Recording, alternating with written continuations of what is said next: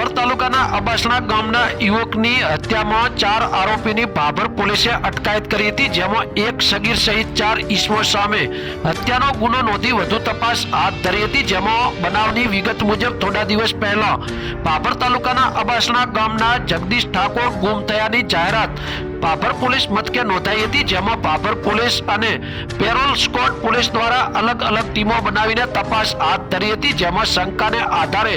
પોલીસે એક સગીરની પૂછપરછ કરતા સગીરે ગુનાની કબૂલાત કરતા સમગ્ર હત્યાનો ભેદ ઉકેલાયો હતો। જેમાં બનાવની વિગતો મુજબ જગદીશ ઠાકોરને વિશ્વાસમાં લઈને ખેતરમાં બોલાવી હત્યા કરીને કચ્છ મુખ્ય નર્મદા કેનાલમાં નાખી લાશને ફેંકી દેવામાં આવી હતી। આખરે ભાભર પોલીસ નર્મદા કેનાલ ઉપર પહોંચીને જગદીશ ઠાકોરની તરતી લાશને બહાર કાઢીને ભાભર સામૂહિક આરોગ્ય કેન્દ્ર ખાતે પોસ્ટમોર્ટમ માટે લાવવામાં આવી હતી, જેમાં જગદીશ ઠાકોરની હત્યામાં એક સગીર તથા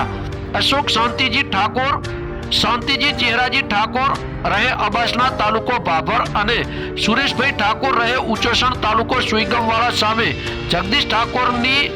હત્યાના ગુનામાં અટકાયત કરવામાં આવી હતી, જેમાં હત્યાનો ગુનો નોંધી ભાભર પીઆઈ એસડી ચૌધરીએ આગળની તપાસ હાથ ધરી હતી। બ્યુરો રિપોર્ટ બનાસની અસ્મિતા, ભાભર સુઈગામ, વાવતરા।